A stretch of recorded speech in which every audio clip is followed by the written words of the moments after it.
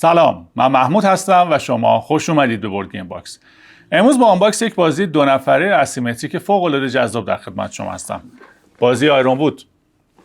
این بازی در سال 2024 عرضه شده و توسط مالی برونه و جولیا شپور طراحی شده. همینطور تصویرسازی اون رو ویلو فارکش و کریستینا کالیدا انجام دادن. ویلو فارکش در واقع طراح آفیشیال شرکت ماینکلش هست که این بازی رو هم همین شرکت تولید کرده و در اکثر بازی‌هایی که از این شرکت میشناسیم دخیل بوده در تیم طراحیش، مثل تریکریون، آرکورنی، سپتیما و خیلی از بازی‌های دیگه. در لحظه که این ویدیو داره ضبط میشه، رنک اوورال بازی 2123 هست، در دسته وارگیم ها 322 و در دسته استراتژی 1033. امتیاز 8 و سختی 2.86 از 5.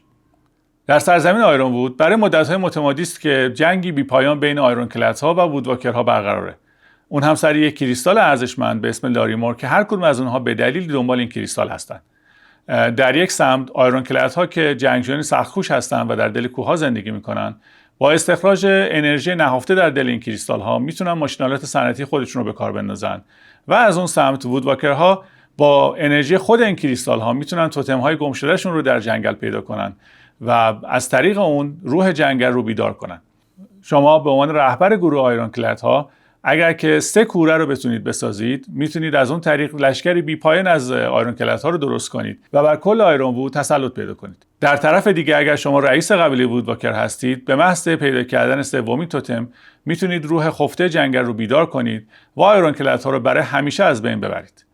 این بازی با اینکه نسخه ریتیل هست و فقط همین یک نسخه ازش تولید شده، ولی از دید من بازی کاملا شرایط یک نسخه دیلاکس رو داره و قطعا یکی از جذابترین و جادویی‌ترین بازی‌هایی است که من توی این مدت دیدم. بدون فوت وقت بریم ببینیم تو باکس بازی چه چیزایی هست. بورد گیم باکس.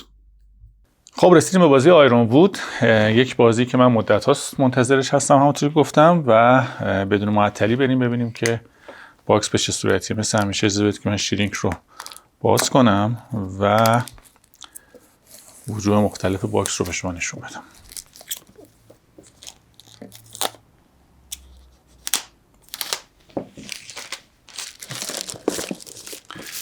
خب آرت روی باکس همونطور که میبینید بسیار بازی جذابیه. در پایین باکس نوشته خود بازی، در بالا هم همینطور، در سمت چپ نوشته هایی که مربوط میشه به اطلاعات بازی. همونطور که میبینید بازی 1 و 2 نفر است، فقط مخصوص بالای 12 سال و 60 دقیقه هم طول میکشه.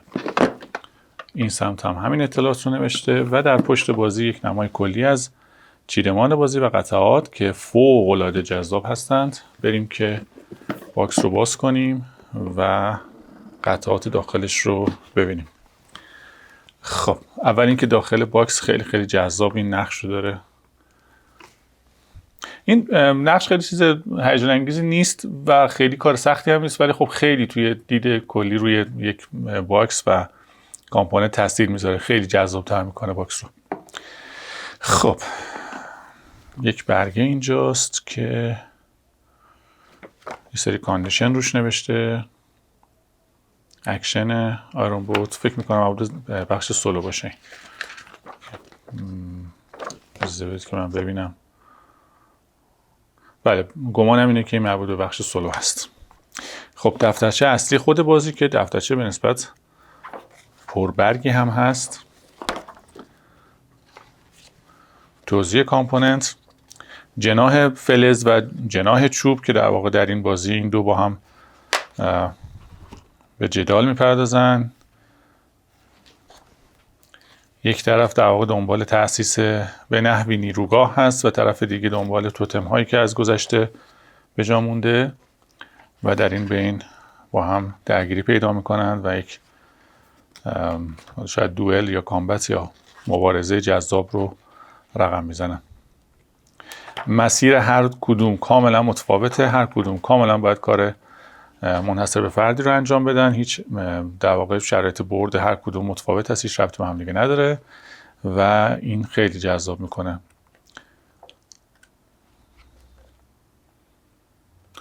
و همونطور که قبلا گفتم این هم آیکونگرافی، همونطور که قبلا گفتم این بازی رو وقتی من دیدم فکر میکردم که این نسخه‌ای که اینجاست نسخه دیلاکسه، ولی بعدا متوجه شدم که یک نسخه از این بازی بیشتر وجود نداره و حالا با هم دیگه میبینیم. همشون نشون میدم که واقعا بازی دیلاکس هست. خب یک بورد فوق العاده زیبا داره اینجا، خیلی خیلی جذابه. بذارید من بورد رو بیارم نزدیکتر که شما فقط طراحی ها رو ببینید.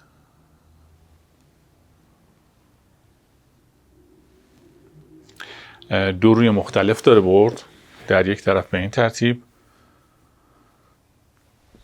و در سمت دیگه من میخوام ببینم چه تفاوتی دارن با هم دیگه. یک سری شماره اون سمت هست که اینجا نیست، ولی کلیت بورد یک.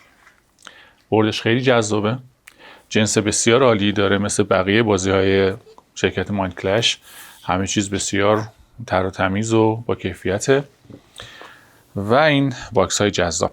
خب من میخوام که این باکس رو بیارم بیرون که دوتا باکس رو در بیرون با هم ببینیم تا بگم چرا معتقدم که این بازی دیلاکس به حساب میاد.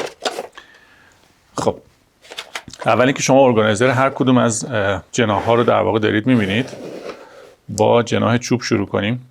وقتی ارگانایزرش رو میارم اینجا، این دارم بذاریم کنار که خود جا بهتر باشه. خب یک پلیر بورد داریم اینجا که در بالای این قاب قرار گرفته، جنس فوق العاده خوبی داره و همونطور که میبینید طراحی عالی. درب این ارگانایزر شخصی رو که باز کنیم، آیتم های جذاب تازه خودشون رو نشون میدن. یک سری کریستال داریم اینجا، فوق العاده کریستال های جذابی هستن. من اینا رو فعلا میذارم کنار. نکته جذاب اینه که شما وقتی که با جناح چوب بازی میکنید، همه توکن ها و میپل های شما چوبی هستن و در جناح مقابل همه چیز فلزیه که حالا تک تک به شما نشون خواهم داد اینها رو. یک سری توکن چوبی هست، چوب ها سبکه ولی خیلی خیلی جذابن. من دو روی اینها رو به شما نشون خواهم داد نقشش رو. همونطور که ببینید ضخامت به نسبت خوبی دارن، خیلی آنچنان ضخیم نیستن ولی فوق العاده جنس و چاپ خوبی دارن. یک سری دیسک هم اینجا هست که دیسک ها هم همون ضخامت همون کیفیت رو داره و این نقش رو روش هست. من اینجا به شما نشون بدم. خیلی خیلی کامپوننت جذابی. دو تا دسته کارت اینجا هست که اجازه بدید من اول این دسته کارت رو باز کنم. اینکه یک بازی ارگانایزر داشته باشه خودش یک نکته مثبت هست و اگر که از توکن های غیر کاربرد استفاده کنه به نحوی میشه گفت که دیلاکس به حساب میاد. این بک کارت های جناح چوب هست یا جناح جنگل و من بذارید باز هم نزدیکتر شم و طراحی های فوق العاده زیبای این کارت ها رو با هم دیگه ببینیم. فضای فانتزی که در واقع درست کردن توی این بازی خیلی خیلی جذابه. کارت ها خیلی فوق العاده طراحی شدن و همه عناصر به سمت یک زیبایی منحصر به فرد و خاص این بازی میرن.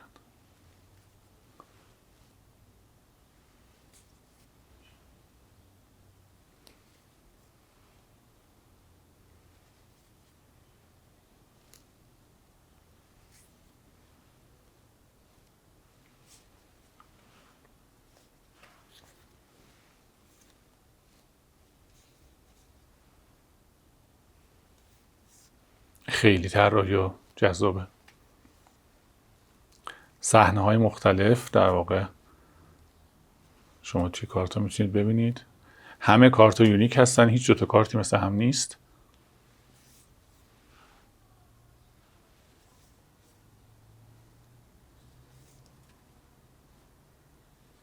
فوق العاده از کارت ها.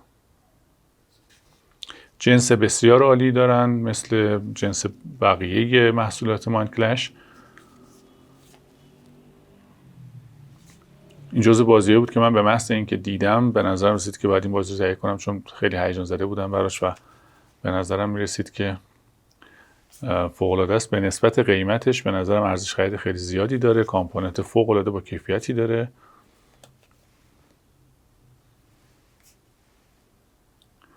خیلی جذابه. الان میریم سراغ جناح فلز. در جناح فلز هم کامپوننت خیلی جذابی وجود داره که اونها رو هم با هم چک میکنیم. خب این دسته کارت جناح چوب یا جناح جنگل.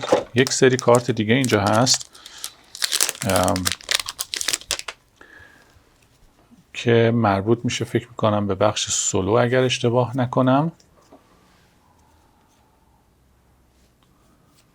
در مورد این که این مربوط به سولو هست یه مقدار شک دارم، ولی از روی کارتی که روی اینها بود گمانم اینه که مربوط به بخش سولو هست. در واقع بات جناح چوب هست. خب اینا رو بذاریم کنار، من بعدا اینها رو مرتب میکنم. بریم سراغ ارگانایزر جناح فلز. بورد بازی. بذارید من 2 تا بورد رو کنار هم دیگه نشون بدم به شما. یه خوردم از این فاصله بگیریم. پایینی بورد جناح جنگل هست، جناح چوب هست و بالایی جناح فلز.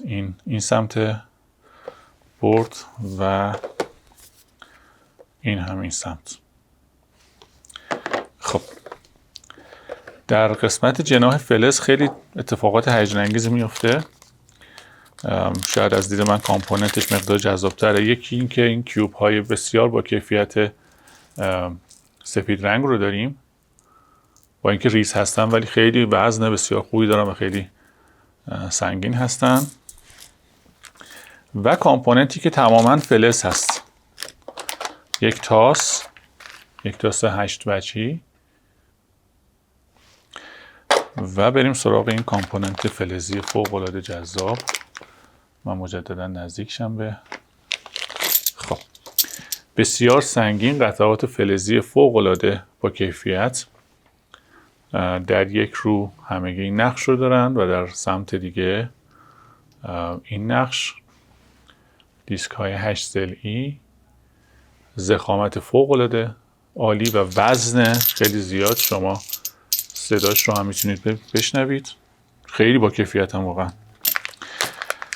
به جای دیسک های چوبی در جناح چوب، اینجا ما با دیسک های فلزی سر کار داریم که باز کیفیت و وزن خیلی بالایی دارن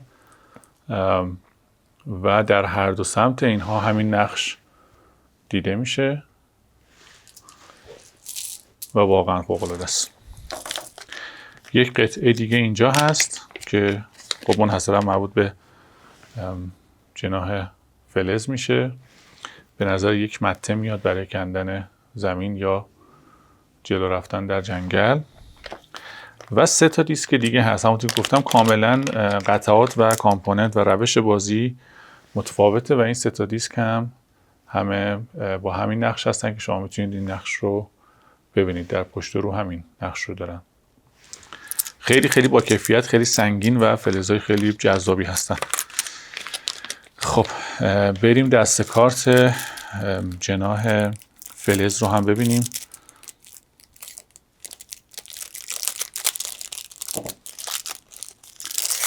خب پشت در واقع کارت ها به این ترتیب هست در مقابل جناح چوب که این کارت بود و کارت ها رو با هم دیگه ببینیم. کاملا حال و هوای کارت ها تغییر پیدا کرده. استفاده از یک تم صنعتی و ساخت و ساز توی کارت ها مشخصه. استفاده از فلز به وضوح میشه دید. این همون در واقع توکنی هست که اینجا داشتیم که در کارت ها هم نقشش اومده.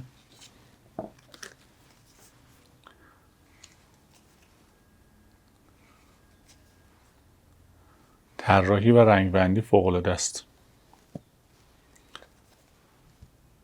شاید بتونم بگم که در جناح فلز یک مقداری تیره تر کارت ها به صورت کلی یا از رنگ های تیره تری به نسبت استفاده شده که اون سردی فلز رو شاید بتونه نشون بده.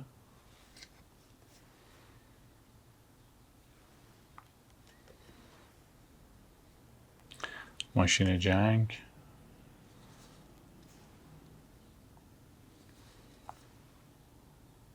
طراحی ها رو واقعا من دوست دارم.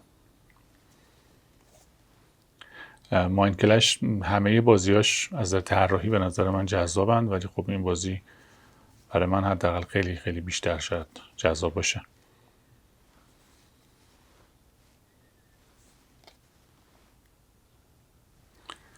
بعد از مدتی هر ناشری که حالا یه مقداری هم شاید کمکارتر باشه یا بازی خودش رو منتشر میکنه، یک شناسنامه و یک دستخطی داره انگار در طراحی یا تصویرسازی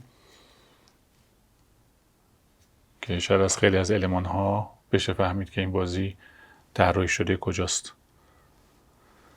خب این هم از دست کارت جناح فلز. بازی خودش ارگانایزر داره، ولی من باز کارت ها رو اسلیپ میکنم. خوشبختانه جای بسیار کافی برای اسلیپ کارت ها هم وجود داره. توکنی برای پانچ نداریم، همه چیز چوبی و فلزی هست و این خیلی عالیه. ولی من این ارگانایزرها رو مرتب میکنم و در نهایت نتیجه رو با شما به اشتراک میذارم. Board Game Box. من کارت رو اسلیپ کردم. خوشبختانه هیچ مشکلی از نظر قرارگیری کارت با اسلیپ داخل ارگانایزر وجود نداره. جناح چوب یا وودواکرها دست کارت اصلیشون اینجا قرار میگیره، کارت های سولو اینجا، توکن های چوبی و کریستال ها. درب این باکس هم به این ترتیب بسته میشه و برد اصلی وودواکرها هم در این قسمت روی درب قرار خواهد گرفت. در مورد آیرون کلت ها هم به همین ترتیب یا جناح فلز یک توکن مخصوص دارن که در اینجا قرار میگیره زیر دست کارت و دست کارتشون به این ترتیب میتونه روی این قرار بگیره. یک تاس اینجا دارن، توکن های فلزی و کیوب های سفید رنگ که اینجا هستن. درب این باکس هم به این ترتیب روی خودش قرار میگیره، برد اصلی آیرون کلت ها و به این ترتیب در کنار هم دیگه خیلی خوب قرار میگیرن. برد اصلی بازی در این قسمت قرار میگیره، این برگه راهنما هم همینطور و در نهایت رول بوک بازی و این نمگی رو هم من میذارم که داخل باکس بمونه. و اینم از آنباکس بازی بسیار جذاب آیرون وود. اگر که نظری دارید در کامنت ها با ما در میون بذارید. پیشنهاد میکنم که این بازی رو حتما تست بکنید و مثل همیشه خوب باشید.